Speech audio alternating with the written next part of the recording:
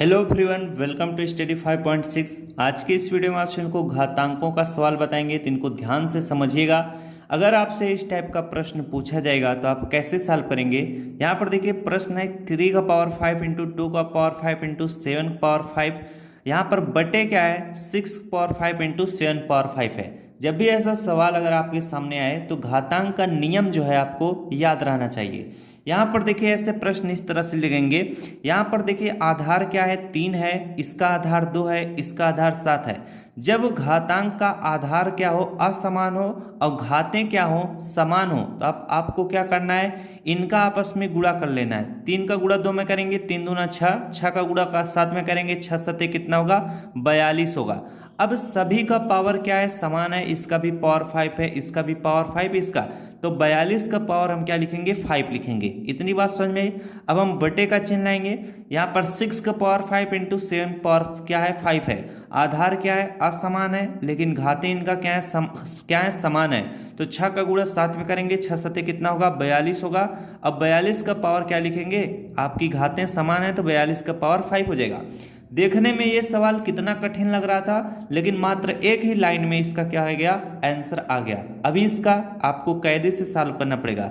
42 का पावर 5 अब बटे 42 का पावर 5 है। इसका मतलब है कि 42 का पावर 5 में आपको 42 का पावर 5 से भाग देना है। इसका मान क्या होगा, हमेशा क्या होगा 1 होगा। अब जो चीज ऊपर लिखा है वही चीज नीचे भी है, तो इनको आप काटेंगे तो 1 आता है। लेकिन इसका तरीका जरा सीखिएगा कैसे 1 आता है। वही चीज सीखना आपके लिए क्या है काफी ज्यादा जरूरी है।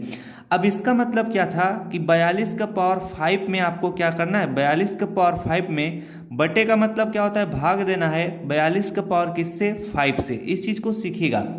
अब यहाँ पर देखिए आधार आपका क्या है 42 है, यहाँ का भी आधार क्या है 42 है। जब आधार समान हो तो भाग करने पर क्या होती हैं घातें घटती हैं। तो यहाँ पर देखिए इसका घात भी क्या है समान है, तो आपको यहीं पर दिमाग लगाना है, आपको आधार से इसको पकड़ना है। तो आधार समान है तो हम 42 लिखेंगे। भाग देने पर घातें क्या होती हैं घटती हैं, तो 5 में से 5 घटाएंगे क्या होगा 0 होगा।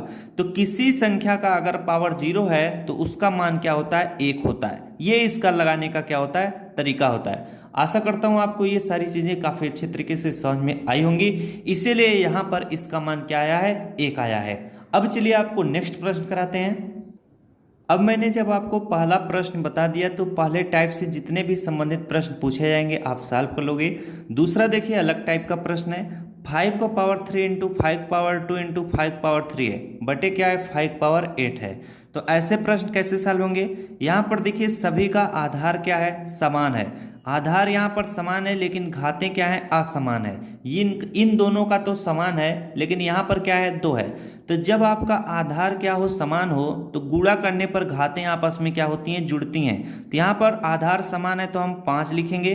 अब इनकी घातों को हम जोड़ेंगे 3 2 5 हो जाएगा, 5 में 3 जोड़ लेंगे कितना हो जाएगा 8 हो जाएगा। नीचे देखिए 5 का पावर 8 है तो 5 का पावर क्या लिखेंगे 8 लिखेंगे। तो 5 पावर 8 बटे क्या है 5 पावर 8 है, यानी इसका इसमें भाग देना है तो इसका मान हमेशा कितना आएगा 1 आएगा। ये फाइनली इस प्रश्न का क्या होगा आंसर होगा।